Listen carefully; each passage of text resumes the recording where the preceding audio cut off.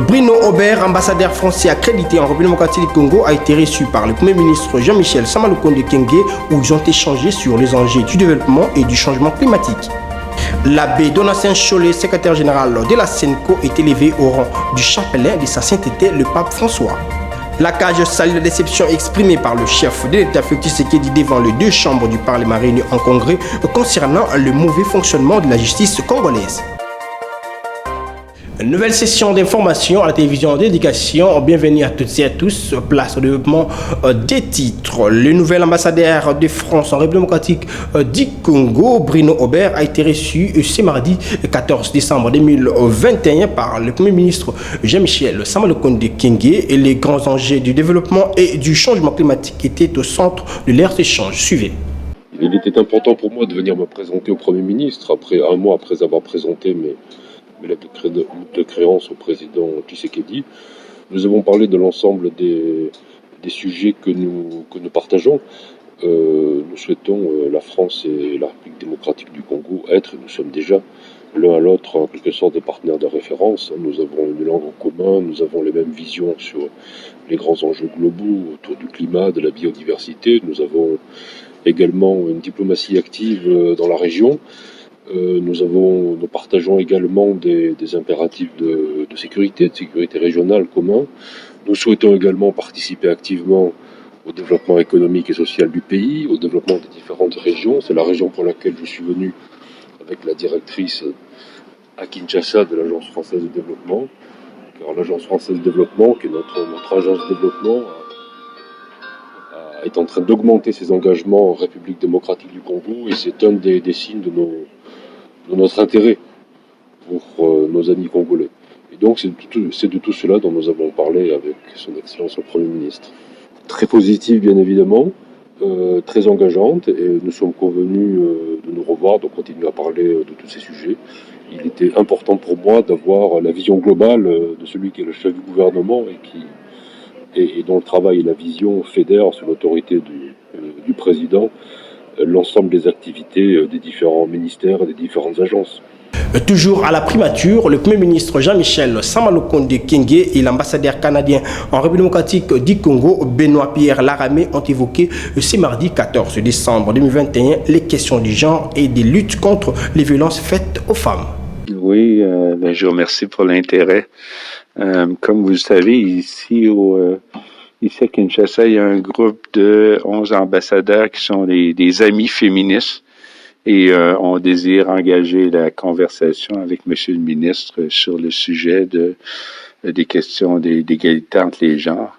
On voulait faire ça assez rapidement compte tenu qu'il y avait des 16 jours d'activisme contre les violences faites aux femmes qui se sont terminés, mais aussi pour démontrer que cet engagement-là ne doit pas se limiter aux 16 jours, mais que ça doit être un engagement l'année longue. Je pense qu'il a démontré son intérêt et son ouverture. Comme annoncé au sommaire, le pape François a élevé l'abbé Donatien Cholet, le secrétaire général de la SENCO, au rang de chapelain de sa sainteté. Le pape, pour cette fin, je voulais suivre l'abbé Georges Kalenga, deuxième secrétaire général de la SENCO, au micro de Ginel Peizo et Janiminga. Le secrétariat général de la Conférence épiscopale nationale du Congo, SENCO, est heureux de vous informer que le pape François a élevé M. l'abbé Donatien Cholet Baboula, secrétaire général de la SENCO, au rang de chapelain de sa sainteté le pape. En cette qualité, il porte désormais le titre de Monseigneur. Le secrétariat général de la SENCO rend grâce à Dieu et remercie le Saint-Père pour sa sollicitude à l'égard de la République démocratique du Congo. Aussi, il présente ses vives et sincères félicitations à Monseigneur Donatien Cholet et lui souhaite un fructueux ministère dans l'Église Famille de Dieu qui est en RD Congo. Bon, voilà, en fait, le titre de chapelain de sa sainteté, c'est un titre honorifique qui est accordé par le Saint-Père au prélat qui exerce un ministère de façon particulière, de façon remarquée dans l'Église. Et pour le cas d'espèce, c'est un honneur qui est fait à Monseigneur Donatien Cholet, le secrétaire général de la SENCO, pour le service qu'il rend à notre Église Famille de Dieu en République démocratique du Congo au travers de la conférence épiscopale nationale du Congo. Et dans cela, nous devons nous dire que c'est une reconnaissance de la part du Saint-Père, le pape François, reconnaissance du travail que fait la conférence épiscopale nationale du Congo, en sigle la SENCO. Et c'est une grande bénédiction au fait qu'il donne à notre Église, à la conférence épiscopale, au secrétaire général, mais à tous les peuples de Dieu qui est en République démocratique du Congo. Revenons sur cette information, le président de la République, Félix-Antoine Tshisekedi Tshilombo, a prononcé son discours sur l'état de la nation devant les deux chambres du Parlement réunies en congrès. Et parmi les points forts, la sanction contre les mauvais magistrats qui, par leur mauvais comportement, ternissent l'image de toute une institution. Suivez. Je réaffirme mon engagement de poursuivre les réformes courageuses dans le secteur de la justice, y compris celles relatives aux structures et à la qualité de leurs animateurs, suivant le principe « l'homme qu'il faut à la place qu'il faut ». J'encourage le Conseil supérieur de la magistrature à faire fonctionner les chambres disciplinaires afin que la sanction soit la seule récompense des mauvais magistrats qui, par leur comportement, ternissent l'image de toute une institution voulue un corps d'élite. Dans le souci de résorber les problèmes récurrents des effectifs insuffisants des magistrats, le gouvernement est appelé, avec le concours du Conseil supérieur de la magistrature, à finaliser le processus de recrutement dont le dernier en date remonte malheureusement à plus d'une décennie. Dans le cas particulier de la Cour constitutionnelle, actuellement très sollicitée dans le cadre de la protection des droits et libertés des citoyens, ce que je salue et encourage, l'expérience a toutefois démontré que lors du traitement des contentieux électoraux, les 9 juges qui la composent sont souvent débordés au regard des contraintes de délai. J'encourage donc le président de cette juridiction à travailler avec le gouvernement afin de mettre en place le corps des conseillers référendaires, un outil technique légal qui se révélera déterminant dans le traitement des dits dossiers et dans la pérennisation de la jurisprudence. C'est dans le même sens que j'entends rendre opérationnel dans les tout prochains jours les différents organes et structures de la Cour des comptes, la plus haute instance de contrôle des finances publiques, afin qu'elle joue pleinement son rôle de patrouilleur financier en chef avec l'appui de l'Inspection générale des finances. Et toujours dans le même registre, les processus électoraux étaient aussi abordés par le président de la République, Félix-Antoine Tshisekedi Tshilombo. Ces derniers appellent le gouvernement à mobiliser et à disponibiliser les moyens financiers conséquents pour permettre à la CENI de respecter le délai d'organisation des élections en 2023. Suivez. Honorable président de l'Assemblée nationale, honorable président du Sénat, honorables députés nationaux et sénateurs, distingués invités, mesdames et messieurs, mes très chers compatriotes, j'estime utile d'attirer l'attention de tous sur les préparatifs des prochaines élections. En effet, le processus électoral, avec ses enjeux, oblige que nous nous engagions dès à présent pour des élections que nous voulons crédibles, en écartant les différents obstacles, tant juridiques que matériels, qui en constituent les pesanteurs. Mon engagement de faire de la République démocratique du Congo un État véritablement démocratique ne peut se concrétiser sans l'organisation d'élections libres, démocratiques, transparentes et dans les délais constitutionnels.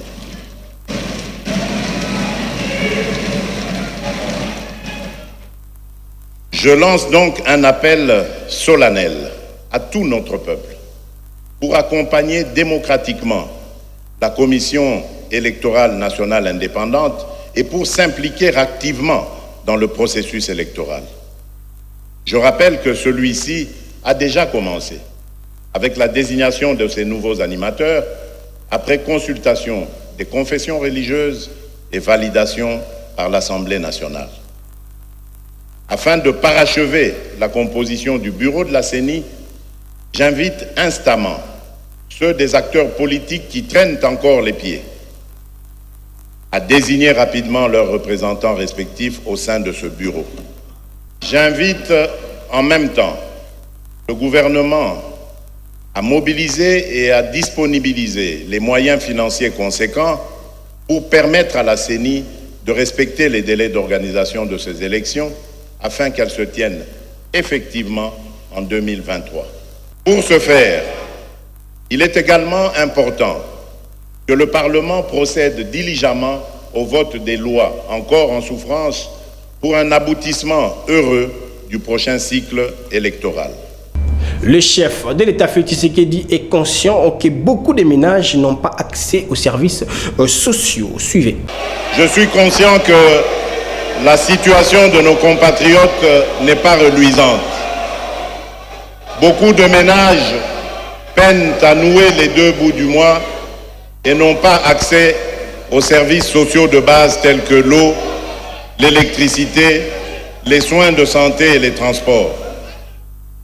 Certes, au cours de l'année 2021, le gouvernement a pris un train de mesures en faveur de la population, mais celle-ci reste insuffisante.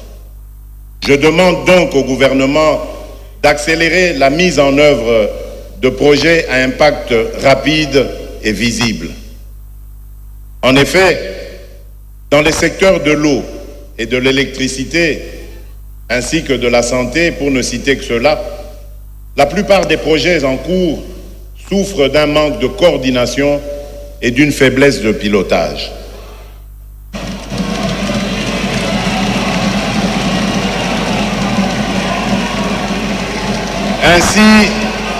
Ainsi par exemple,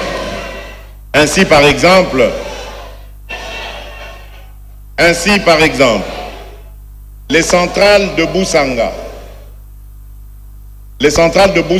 de 240 MW dans le Lualaba et de Mwandingusha de 32 MW dans le Haut-Katanga sont complètement achevées, mais toujours pas en activité. Que dire des 3 groupes thermiques de 800 kVA chacun dans la ville de Kananga? La ville de Kisangani est restée 4 mois dans l'obscurité alors que ce désagrément aurait pu être évité avec une meilleure gestion de la centrale de la zone.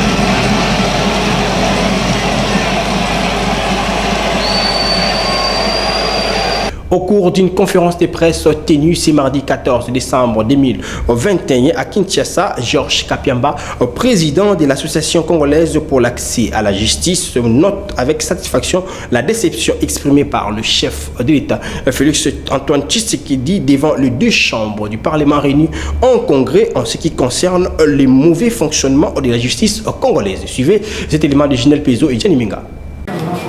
L'Association congolaise pour l'accès à la justice, à travers la bouche de son président, note avec satisfaction la déception exprimée par les chefs de l'État Félix Antoine Tshisekedi Tshilombo au sujet du mauvais fonctionnement de la justice. La CAJ note avec satisfaction la déception exprimée par le président de la République au sujet du mauvais fonctionnement de la justice.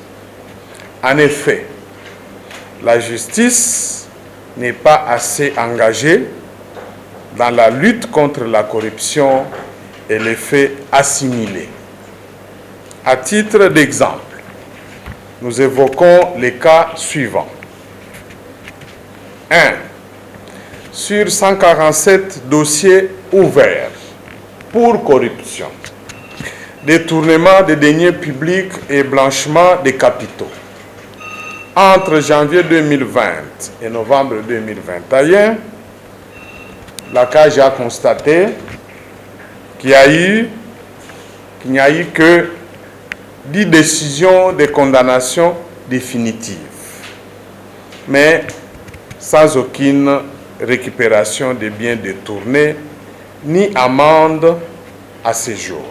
À ce qui concerne l'opérationnalisation de la Cour des comptes, Georges Kapiamba a renchéri en invitant les chefs de l'État à installer un président de la Cour des comptes et un procureur général. La nomination du nouveau premier président et du procureur général auprès de cette Cour. Parce que c'est lui qui est là, assume l'intérim, vous vous imaginez, depuis plus de 10 ans. L'intérim. Et puis il est déjà à l'âge de la retraite. Il ne faut pas qu'on se cache les choses. C'est la vérité. Devons-nous le dire. Et le procureur général, près cette Cour, est dans un état d'inactivité depuis plus d'une année à cause des problèmes de santé. Signalons que l'Association congolaise pour l'accès à la justice plaide pour l'état des droits, la légalité, la sécurité juridique, la prévention de l'abus de pouvoir, la redevabilité, l'égalité et l'accès à la justice. Les réactions fusent de partout à l'issue de l'adresse du président de la République devant les deux chambres du Parlement réunies en congrès. Et pour Bavomboui Mokuna, Félix Tshisekedi a été un bon père de famille au égard de ce qu'il a énoncé au peuple congolais. Suivez ce député provincial du Kasaï oriental joint au téléphone par Jean-Élie Mboui.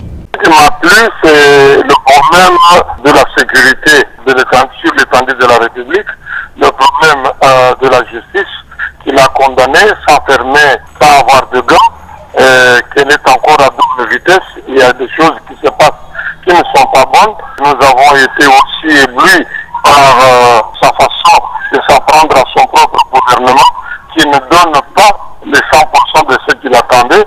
Je crois qu'il prendra ce problème-là à bras le corps. Et je voudrais aussi que ce problème qui concerne les provinces, les assemblées provinciales et les gouvernements, revoir les réformes sur les provinces. Je crois que c'est aller jusqu'à déverrouiller l'article 220 qui est encore verrouillé jusqu'à ce moment sur les prérogatives de province. Dans un discours sur l'état de la nation, on ne peut pas tout dire. Néanmoins, nous sommes contents au Kasaï oriental, les gouvernements que nous avons ici et ces gouverneurs-là, ces gens qui ont été placés, sont en train de dilapider tous les efforts du chef de l'État et l'argent que le chef de l'État envoie pour sa population afin que nous puissions être relevés à quelque chose. C'est là que nous sommes un peu sceptiques. Donc on laisse les députés faire leur travail, de corriger et de contrôler afin que ceux qui font du bon travail puissent être relevés et ceux qui font encore, qui comptent sur le détriment et soient mis hors d'état de nuire. Il pourrait bien aller même plus loin en disant certaines choses, certaines réalités que les gens sont en train de tordre en lui mettant des histoires sur la tête. Mais je dis qu'il s'est limité à donner des projections comme un père de famille et il a été le véritable prophète et le correcteur, comme il avait dit lui-même en Europe, du rouge. Changeons de chapitre, le ministre d'État en charge des ITPR, Alexis Guissaro, a lancé le week-end dernier les travaux de réhabilitation de la route nationale numéro 1 dans son tronçon compris entre Kinshasa et Bachamba. Ainsi, ces projets exécutés par l'Office des routes a été rendu possible grâce au financement de la BAD. Genel Pizo et Gianni Minga. Ces projets routiers, c'est une action salvatrice pour les populations de province de Kwilu, Kouangou et Kinshasa et permettra de désenclaver ces coins. Doter la République démocratique du Congo des infrastructures efficaces et modernes, telle est la vision du chef de l'État, Félix-Antoine Tshisekedi Tshilombo. Alexis Guissaro a à cet effet donné le go de ses travaux.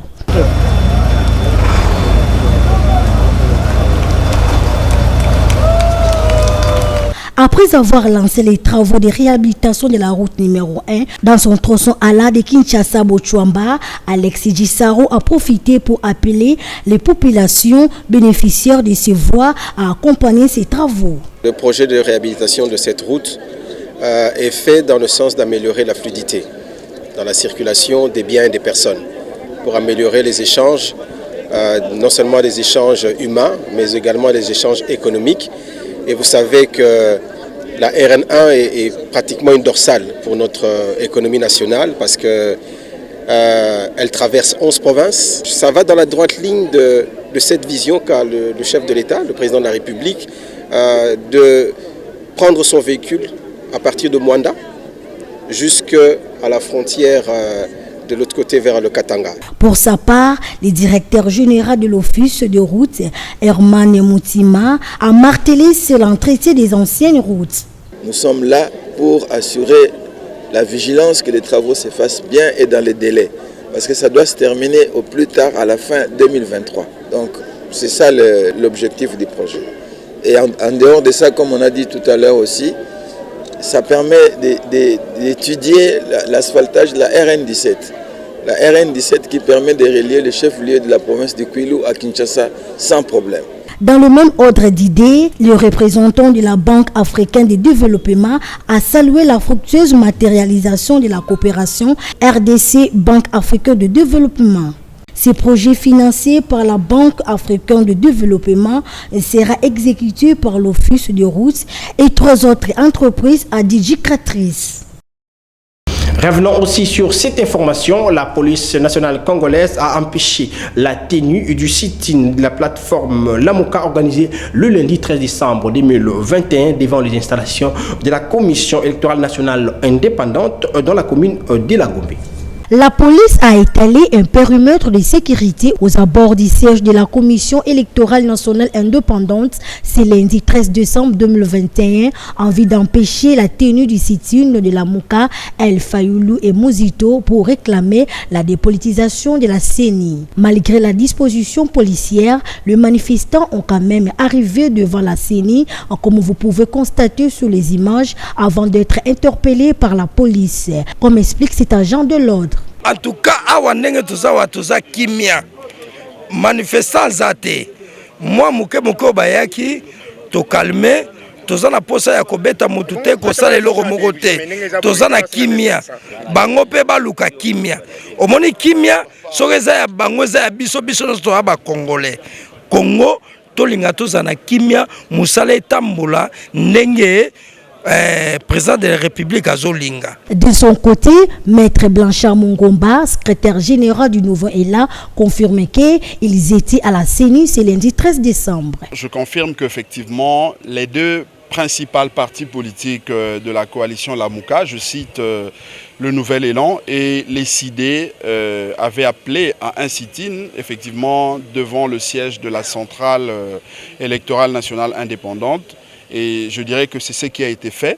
C'est vrai que vous n'aviez pas, lorsque vous êtes arrivé, certainement trouvé un grand monde parce que, comme d'habitude, il y a eu des barricades un peu partout. Il y a eu une répression, la brutalité de la police dans quelques militants, quelques cadres notamment de nos différents partis politiques ont été appréhendés, ce qui n'a pas justement permis à ce que l'activité continue pendant plusieurs heures. Mais du moins, le plus important pour nous, c'est que nous avions été devant cette centrale électorale nationale indépendante. On a fait entendre la voix de nos différents partis politiques, la voix de la Mouka, celle qui consiste à exiger un bureau de la CENI dépolitisé, parce que, comme vous le savez, pour nous, la dépolitisation consiste à avoir un bureau de la centrale électorale nationale indépendante composé essentiellement des acteurs de la société civile. Donc voilà, pour nous, nous considérons qu'il n'y a pas eu de chèque, moins encore d'annulation. L'activité a eu lieu et les messages, pour nous, le message est passé. Signalons que c'est pour la 3e fois que la police érige le périmètre de sécurité aux alentours de la CENI pour empêcher la tenue de manifestations de l'opposition. Tout à fait. Autre chose, le bureau de l'Assemblée nationale a rendu public le week-end dernier le nouveau calendrier sur la désignation des membres de la Commission électorale nationale indépendante pour les comptes de la composante opposition.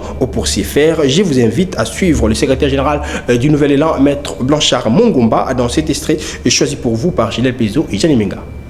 Tokotinda kombo mokote na kati na seni tant que to obtenir te oyo tozali koluka elongo na peuple na biso o tozali koluka ezali nini tolobi ya liboso ezali ya kozwa réforme ya mobeko o tobengi loi organique ya seni soki tozui réforme ya loi wana o tobengi loi organique ya seni conséquence na yango nde ekosala ete bureau politisé o ezali lelo na seni wana ekweya pe tozwa bureau o ezali apolitique bureau o ezali composé na bactère ya société civile pour être et rassurer na population congolaise était maponami ekoya na 2023 yango ekozala maponami o ekozala libre démocratique transparente pe apaisée yango nde ezali ya motu ya mais soki mboso ye na ndeko Chilombo bandi ete esengeli batondisa bato na bureau ya seni ezali liberté na choix na bango biso tokopekisa bango te mais biso o ya biso option yango wana tolobi ete tokotinda kombo ya moto kuna te tant que bureau ana ezali dépolitisé te yango toza ko profiter awa kozwa à témoin la communauté internationale pe communauté nationale na forcing oyo monsieur Chilombo na nzela ya monsieur Mboso le propagandiste citoyen Mboso bazali ko sala pona ko tondisa seni wana na bato oyo bazali na obédience na bango atako balatisi bango ba casquette balatisi bango pona ba fabriquer ba élection ya 2023 toza ko dénoncer yango déjà lelo lobi tango bako publier résultat ya mabe tango toko loba boloba te ete non bozela ki kaka ekoma lelo déjà tuza ko belela esengeli communauté internationale na communauté nationale bazwa maloba oyo babomba yango pona koyeba ete ndeko Chilombo na propagandiste citoyen Mboso bazali ko préparer fabrication ya ba élection na niveau ya seni pona ko tia bato mitema na bango elingi basala o ezali lisusu forcing pona ko maintenir mboka na biso toujours na dictat ya bapaya. Parlons santé pour boucler complètement cette session d'information. Qu'est-ce qu'il faut retenir de la grippe qui frappe actuellement la population de la ville-province de Kinshasa pour cette fin? Je vous laisse suivre le docteur André Bissaka dans cet extrait choisi pour vous par Nathalie Limo-Lokwa. Qu'est-ce qui peut causer la grippe? Nous disons la cause, c'est un virus. Le virus de la grippe s'appelle influenza. Nous avons l'influenza A, l'influenza B et l'influenza C. Mais l'influenza A atteint plus les hommes. Les autres influenza attaquent les animaux. Ça, c'est la cause. Maintenant, vous allez vous dire les symptômes. Mais avant que ça passe aux symptômes, on va parler de la transmission de la maladie. Ça se fait comment? C'est une maladie qui se transmet où l'appellation par oral, par le voie respiratoire supérieure, comme l'avons dit à la définition. On voit les nez, la bouche, les oreilles. Mais ça se transmet quand quelqu'un est déjà affecté et que vous êtes en contact avec lui par la respiration, par les objets essuyés, tout. Il va vous transmettre la maladie. Ça, c'est la transmission. Maintenant, qu'est-ce qu'il faut faire? La cause, nous l'avons cité, la tension, nous l'avons cité, la division, nous l'avons donnée. Maintenant, on se dit les symptômes, parce que c'est ce qui est important. Comment distinguer un malade qui vous fait la grippe? Nous l'avons dit, partant de sa définition, c'est une maladie respiratoire qui se manifeste et qui se transmet par les voies oraux, par les voies respiratoires. Donc, les symptômes, vous allez vous dire le traitement est comment? Le traitement de la grippe, c'est un traitement symptomatique. Quand vous manifestez la fièvre, le médecin va vous donner un traitement. Et puis j'ai dit, quand on est frappé de la maladie, toute pathologie, il ne faut pas te faire soigner à domicile, il faut aller à l'hôpital. C'est au médecin de dire, il s'agit de telle grippe, il s'agit de tel virus, il s'agit de telle maladie. On n'est pas caractérisé que toute pathologie que vous allez manifester, c'est la grippe. Non, moi je ne dis pas ça, c'est tout clair. Maintenant, quand vous serez soigné symptomatiquement, la guérison apparaît dans 5 à 7 jours. Place au rappel des titres. Bruno Aubert, ambassadeur français accrédité en République démocratique du Congo, a été reçu par le Premier ministre Jean-Michel Sama Lukonde Kyenge où ils ont échangé sur les enjeux du développement et du changement climatique. L'abbé Donatien Cholet, secrétaire général de la SENCO, est élevé au rang du chapelain de sa sainteté, le pape François. La CAGE salue la déception exprimée par le chef de l'État Félix Tshisekedi devant les deux chambres du Parlement réunies en congrès concernant le mauvais fonctionnement de la justice congolaise. C'est ici que prend fin cette session d'information. Si vous avez aimé, dites merci à la grande équipe rédactionnelle de la télévision de l'éducation. Prenez soin de vous, car chaque jour est une vie. Au revoir.